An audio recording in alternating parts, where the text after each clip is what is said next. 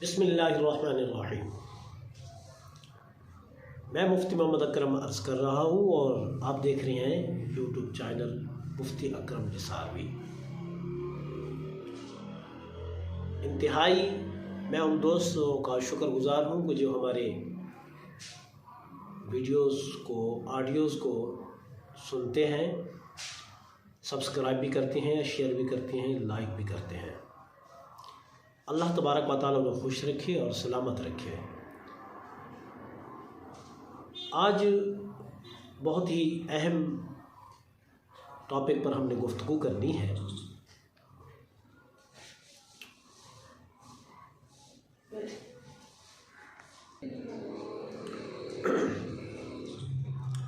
कि मिर्ज़ा ग़ुलाम अहमद क़दियानी।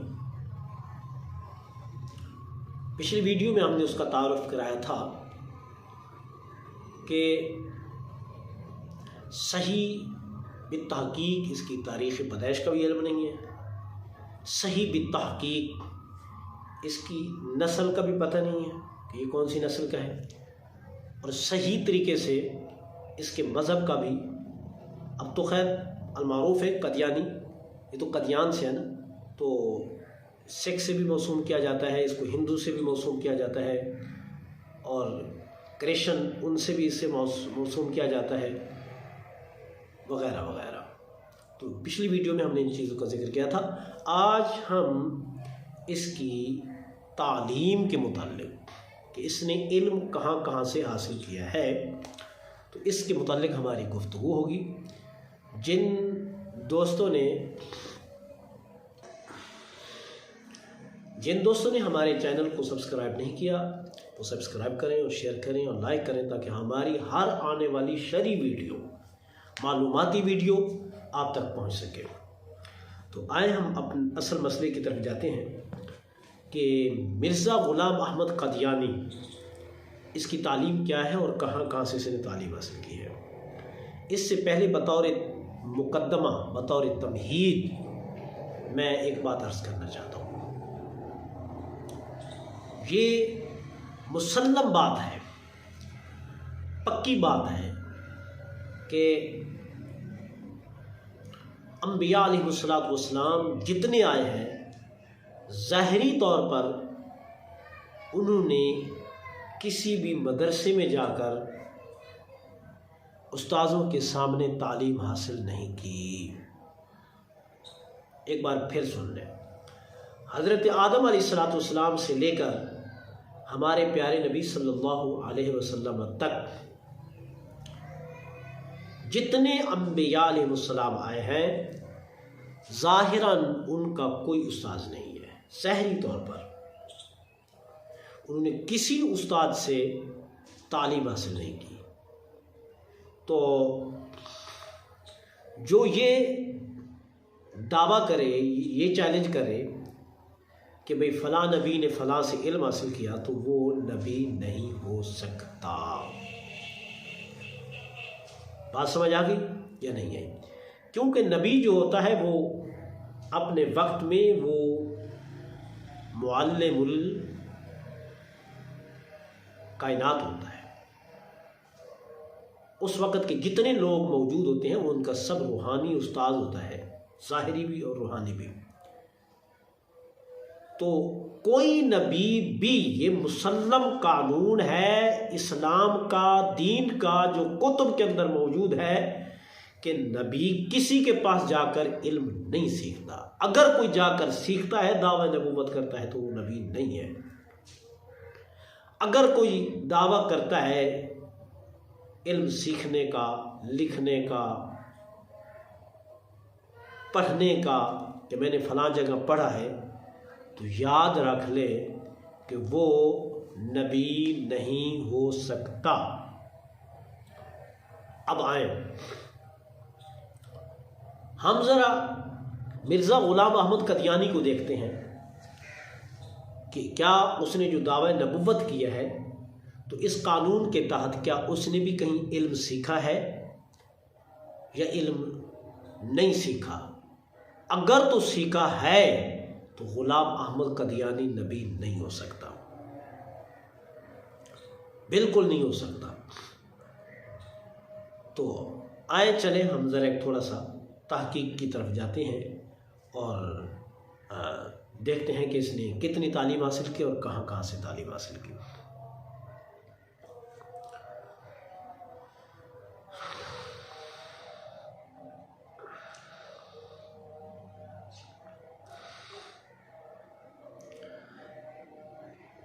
بچپن کے زمانے میں یہ خود ہی اپنا تعلیم کا بتاتا ہے۔ بچپن کے زمانے میں میری تعلیم اس طرح ہوئی، مرزا غلام احمد قادیانی کہتا ہے کہ جب میں 6 سال کا تھا تو ایک فارسی خواہ معلم میرے لیے نوکر رکھا گیا، جنہوں نے قرآن شریف اور چند فارسی کی کتابیں مجھے پڑھائی، اور اس بزرگ کا نام فضل الہی تھا۔ بات سمجھ آ گئی؟ مرزا غلام احمد قادیانی یہ کہتا ہے کہ جب میں 6 سال کا ہوا تو میرے باپ نے ہمارے گھر میں ہی ٹیوشن کے طور پر ایک استاد رکھ دیا، اور اس نے مجھے قرآن پاک کی تعلیم دی، قرآن پاک پڑھایا اور فارسی کی چند کتابیں انہوں نے پڑھائی، اور اس کا نام تھا فضل الہی۔ اور یہ کہتے ہیں کہ جب میری عمر 10 سال کی ہوئی تو ایک عربی خواں، عربی پڑھنے والا مولوی صاحب میری تربیت کے لیے مقرر کیے گئے، جن کا نام فضل احمد تھا۔ میں خیال کرتا ہوں کہ چونکہ میری تعلیم خداوندی کے فضل کے ایک ابتدائی تخم ریزی سے تھی، اس لیے ان استادوں کے نام کا پہلا لفظ بھی فضل ہی تھا۔ یہ خود کہتا ہے کہ میرے جو ابتدائی استاد ہیں، پہلے کا نام اس نے بتایا فضل الہی، اور دوسرے کا نام اس نے بتایا، پہلے کا نام کیا بتایا اس نے؟ فضل الہی، اور دوسرے کا نام جو اس نے بتایا فضل احمد۔ تو یہ فا سے شروع ہوتا ہے، تو یہ اشارہ ہے اللہ کے فضل کی طرف کہ اس کا مجھ پر فضل ہوا۔ عزیزان گرامی، اس میں یہ سوچیں کہ اس کے والد نے تربیت کے لیے کہ میرے بیٹے کی ذہن سازی ہو اور میرے بیٹے کی اچھی تربیت ہو، تو گھر میں ایک استاد رکھا، اور اس استاد نے اس کی تربیت کی اور اس کی دیکھ بھال کی، اور عربی خواہ تھا، اسے عربی آتی تھی پڑھنا، تو اسے عربی سکھائی۔ اب ذرا اس نقطے کی طرف جائیں۔ جو نبی ہوتا ہے وہ پیدائشی طور پر تربیت یافتہ ہوتا ہے، اسے کسی استاد کی ضرورت نہیں ہوتی، اور جو نبی ہوتا ہے پیدائشی طور پر ازل سے ہی اس کا ذہن مبرہ اور منزہ اور پاک اور شفاف اور شفاف ہوتا ہے، اور جو نبی ہوتا ہے اس کے دل میں، اس کے دماغ میں کوئی غلط خیالات، کوئی کھیلنے کے، کودنے کے، بھاگنے کے، ظاہر بات ایک بچپن کا زمانہ ہوتا ہے، کھیل کود کا زمانہ ہوتا ہے، تو نبی جو ہے ان چیزوں سے مبرہ اور منزہ ہوتا ہے۔ نبی کریم صلی اللہ علیہ وسلم کے بچپنا میں سے آتا ہے کہ جب بھی آپ کھیلنے کا ارادہ کرتے بچوں کو دیکھتے ہوئے، تو آپ فرماتے ہیں کہ کوئی میری انگل پکڑ کر مجھے کھینچ لیتا اور کہہ دیتا کہ اے آخر النبی، اے محمد صلی اللہ علیہ وسلم، تمہیں اس کام کے لیے پیدا نہیں کیا گیا۔ یہ تھا ہمارے نبی صلی اللہ علیہ وسلم کا کمال۔ ہمارے نبی صلی اللہ علیہ وسلم نے 40 سال زندگی گزاری ہے، کوئی ثابت نہیں کر سکتا کہ وَلَا تَخُطُّهُ بِيَمِينِكَ، کہ آپ نے کسی کے پاس جا کر کچھ پڑھا ہو یا کچھ سیکھا ہو لکھنا۔ آپ نے کسی کے پاس بھی جا کر کچھ نہیں سیکھا اور نہ ہی کچھ پڑھا۔ تو مرزا صاحب کے تو 6 سال کی عمر ہوئی تو اس کے لیے استاد الگ تھا، پھر جب 10 سال کی ہوئی تو اس کی تربیت کے لیے اس کا استاد الگ تھا۔ معلوم ہوا کہ اس کا مرزا صاحب جو ہے، مرزا غلام احمد قادیانی جو ہے، ٹھیک ہے، اس کی تربیت کے لیے ایک استاد مقرر کرنا اس بات پر دلالت کرتا ہے کہ یہ نبی کبھی نہیں ہو سکتا، کیونکہ نبی ظاہری استاذوں کے پاس جا کر پڑھنے سے مبرہ اور پاک اور مبرہ ہے۔ اور کہتا ہے کہ جب اس کی عمر 18 سال ہوئی تو ایک مولوی صاحب سے چند سال پڑھنے کا اتفاق ہوا. اس کا نام تھا گل علی شاہ. گل علی شاہ، پہلے کا نام فضل الہی، دوسرے کا نام فضل احمد، تیسرے کا نام گل الہی تھا، جس کے پاس اس نے جناب نحو پڑھی ہے، منطق پڑھی ہے، یعنی علوم نحویہ، علوم منطقیہ وغیرہ، یہ اس نے اس استاد سے حاصل کیے. یہ جو پیغمبر ہوتے ہیں، جو انبیاء علیہ السلام ہوتے ہیں، انہیں نحو پڑھنے کی ضرورت نہیں ہے، انہیں صرف پڑھنے کی ضرورت نہیں ہے، انہیں فصاحت پڑھنے کی ضرورت نہیں ہے، انہیں بلاغت پڑھنے کی ضرورت نہیں ہے، اس لیے کہ وہ خود اتنے فصیح اور بلیغ ہوتے ہیں. اللہ پاک ان کے اندر اتنی صلاحیت پیدا کر دیتا ہے کہ ان سے تلفظاتی بھی غلطی نہیں ہوتی. کسی عرب کے شاعر نے یہ چیلنج کر دیا کہ قرآن عظیم فرقان مجید میں جو لفظ آیا ہے یستہزئ، استہزاء کا لفظ آیا ہے، تو یہ استہزاء جو ہے یہ لفظ فصیح اور بلیغ نہیں ہے. جب اس نے چیلنج کیا کہ یہ جو مسلمانوں کا قرآن ہے اس کے اندر یستہزئون کا لفظ آیا ہے، استہزاء کا لفظ آیا ہے، تو یہ فصیح اور بلیغ نہیں ہے، تو اگر کسی کلام میں ایک لفظ بھی فصیح اور بلیغ نہ ہو تو وہ کلام جو ہے وہ فصاحت اور بلاغت سے خالی ہو جاتا ہے. تو فالح اس نے چیلنج کر دیا کہ یہ قرآن فصیح اور بلیغ نہیں ہے. تو اس کے لیے مناظرہ ہوا. نبی کریم صلی اللہ علیہ وسلم اور ہزاروں لوگ جو ہے موجود تھے. تو نبی علیہ الصلوۃ والسلام مناظرے والی جگہ تشریف لے گئے اور آپ مناظرے کے لیے پہلے جا کر اس شخص کے آنے سے پہلے بیٹھ گئے. اور جیسے ہی وہ شخص شاعر آیا تو آتے ہی ظاہر بات ہے کہ نبی علیہ الصلوۃ والسلام کا ایک روب تھا، دبدبہ تھا، آپ کی ہیبت تھی، اور آپ کا خود ارشاد گرامی ہے کہ اللہ پاک نے مجھے اتنی ہیبت دی ہے کہ میرا دشمن 1 مہینے کی مصافحت پر بھی بیٹھا ہو تو وہاں بھی اسے پتہ چل جائے تو وہ میری دہشت سے کانپنا شروع ہو جاتا ہے، اس کے دل میں ہیبت پیدا ہو جاتی ہے 1 مہینہ دور. تو وہ جیسے ہی وہ شاعر آیا تو اس نے نبی علیہ الصلوۃ والسلام کے ساتھ بیٹھنے لگا مصافحہ کرنے کے لیے. تو نبی کریم صلی اللہ علیہ وسلم کھڑے ہو گئے. وہ بیٹھنے لگا، حضور کھڑے ہو گئے. وہ کھڑا ہوا، حضور بیٹھ گئے. پھر حضور کھڑے ہوئے، وہ بیٹھنے لگا، حضور کھڑے ہو گئے، اور حضور بیٹھنے لگے. وہ آپ کی وجہ سے کھڑے ہوا تو حضور جو ہے ابھی وہ بیٹھ رہا تھا، پھر کھڑا ہونا بیٹھنا برعکس ہوا. یعنی وہ آیا تو نبی علیہ الصلوۃ والسلام کے لیے جو ہے تعظیمی طور پر، ٹھیک ہے، تو حضور کے ساتھ بیٹھنے لگا تو حضور کھڑے ہوئے. وہ ادبن کھڑا ہو گیا، حضور بیٹھ گئے. یہ اٹھ بیٹھ برعکس کی کہ وہ بیٹھتا تو حضور کھڑے ہو جاتے اور وہ کھڑا ہوتا تو حضور بیٹھ جاتے. جب چند بار ایسا ہوا تو نبی کریم تاجدار کائنات صلی اللہ علیہ وسلم کی بارگاہ میں وہ کہنے لگا اتستہزئونی، آپ مجھ سے مذاق کرتے ہیں؟ آپ مجھ سے مذاق کرتے ہیں؟ اتستہزئونی. اور جب عرب والے جس لفظ کو، جس جملے کو، جس کلمہ کو اپنی زبان سے نکال لیتے اسے فصیح اور بلیغ مانا جاتا. جب اس نے کہا نا اتستہزئونی، آپ مجھ سے مذاق کرتے ہو، تو فوراً مجمع میں نعرہ لگ گیا کہ قرآن فصیح اور بلیغ ہے، کہ اگر یہ لفظ فصیح اور بلیغ نہ ہوتا تو یہ شاعر اپنی زبان سے اسے ادا نہ کرتا. تو یہ شان ہوتی ہے میرے بھائی انبیاء علیہ السلام کی. تو بہرصورت جب یہ 17 سال کا 18 سال کا ہوا تو تیسرے استاد کا انتظام کیا گیا، اور تیسرا استاد تھا اس کا جو ہے وہ جس کے پاس اس نے صرف پڑھی ہے، جس نے نحو پڑھی ہے، گل علی شاہ.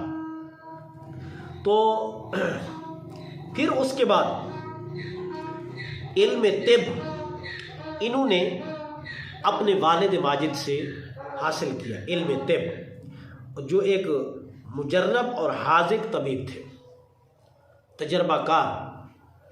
تو اپنے والد سے انہوں نے علم طب حاصل کیا۔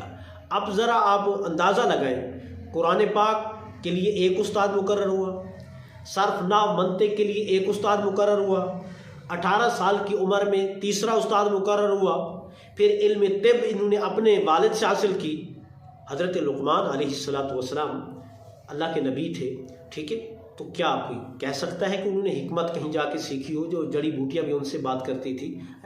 تو انبیاء علیہ السلام جو ہوتے ہیں وہ طب کسی سے جا کر نہیں سیکھتے، کسی سے جا کر نہیں سیکھتے، اللہ رب العزت خود انہیں سکھاتا ہے، اور کائنات کا ہر خیر کا علم انبیاء علیہ السلام کے پاس موجود ہوتا ہے۔ سائنس ان کے پاس ہوتی ہے، منطق ان کے پاس ہوتی ہے، فلسفہ ان کے پاس ہوتی ہے، فصاحت ان کے پاس ہوتی ہے، بلاغت ان کے پاس ہوتی ہے، معانی ان کے پاس ہوتی ہیں، اور رب کائنات نے انہیں اتنا عطا کیا ہوتا ہے کہ دنیا میں کوئی استاد جو علم حاصل رکھتا ہے تو اسے ان پر عبور حاصل ہوتا ہے، تو وہ کسی جگہ جا کر نہیں پڑھتے۔ مگر مرزا صاحب کہہ رہے ہیں کہ جی میں نے علم طب جو ہے وہ اپنے والد سے حاصل کیا ہے۔ تو عزیزان گرامی، یہ ہے سلسلہ ہے۔ تو یہ مرزا غلام احمد قادیانی مطالعے کا بہت شوق رکھتا تھا، تو اس کے والد کو اس پر احساس آیا کہ میرا بیٹا کمزور نہ ہو جائے، تو انہوں نے یہ رات دن کتابیں میں لگا رہتا، رات دن کتابوں میں لگا رہتا، ٹھیک ہے۔ تو والد کو احساس ہوا، تو اس نے جو ہے انہیں جو ان کے گاؤں کی زمینیں تھی کھیتی باڑی وہ ان کے سپرد کر دی کہ آپ اس کی جو ہے نا دیکھ بھال کرتے۔ اور یہ کہتے ہیں کہ اگرچہ میں اس چیز کو اچھا نہیں سمجھتا تھا لیکن والد کا حکم تھا، تو اس وجہ سے مجھے کھیتوں کی دیکھ بھال کرنی پڑی۔ تو عزیزان گرامی، آج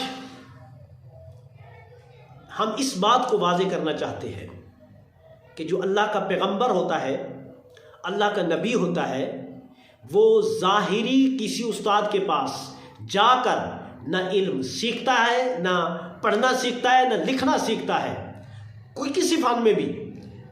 اللہ کا نبی کبھی بھی نہیں جائے گا، اللہ کا رسول کبھی بھی نہیں جائے گا، اس لیے کہ اللہ رب العزت خود اپنے نبی کو بذریعہ وحی تعلیم دیتا ہے، اور ان کے دل میں ہر بات جو خیر کی ہوتی ہے وہ ڈال دیتے ہیں۔ آپ دیکھتے نہیں ہو، وَعَلَّمَ آدَمَ الْأَسْمَاءَ كُلَّهَا، رب کائنات نے آدم علیہ السلام کو کائنات کے ہر چیزوں کے ناموں کا علم دے دیا۔ حضرت سلیمان علیہ السلام کو پرندوں کی بولی سمجھنے کا علم حاصل دے دیا، ہواؤں کے سمجھنے کا، چلتی ہیں تو کیا کہہ رہی ہیں اس کا علم دے دیا ہے۔ تو نبی کریم صلی اللہ علیہ وسلم کو پوری کائنات کا تجلی لی کل شیء، آقا علیہ السلام خود ارشاد فرماتے ہیں، آپ فرماتے ہیں تجلی لی کل شیء، رب کائنات نے پوری کائنات کو کھول کر میرے سامنے رکھ دیا، میرے سامنے رکھ دیا۔ بات سمجھ آ گئی نہیں میرے بھائی؟ تو کسی پیغمبر کو، کسی نبی کو علم سیکھنے کی ضرورت نہیں ہے میرے بھائی، بالکل علم سیکھنے کی ضرورت نہیں ہے۔ تو عزیزان گرامی، جو ہے یہ جھوٹا شخص ہے، فتنہ باز شخص ہے، اور قادیانیت کے فتنہ کا قلعہ کما کیا جائے تو ہماری جو عمراء حضرات ہیں ان سے اپیل ہے کہ اس پر زور دیا جائے کہ قادیانیت کی اشاعت کو بند کرایا جائے، کیونکہ یہ نرا فتنہ ہے۔ جو قادیانی جب اپنے مذہب کی ترویج کریں گے اور اشاعت کریں گے تو اس سے کئی مسلمان قادیانی بن جائیں گے، جبکہ یہ جھوٹا اور مکار شخص ہے اور بد مذہب شخص ہے، ان کے پیروکار بھی بد مذہب لوگ ہیں۔ تو جو کھلی اشاعت کی ہمارے جسٹس قاضی عیسیٰ صاحب نے جو اجازت دی ہے، ہم چاہیں گے کہ یہ اپنا فیصلہ واپس لیں اور قرآن و حدیث اور اجماع امت اور اقوال بزرگان دین کے مطابق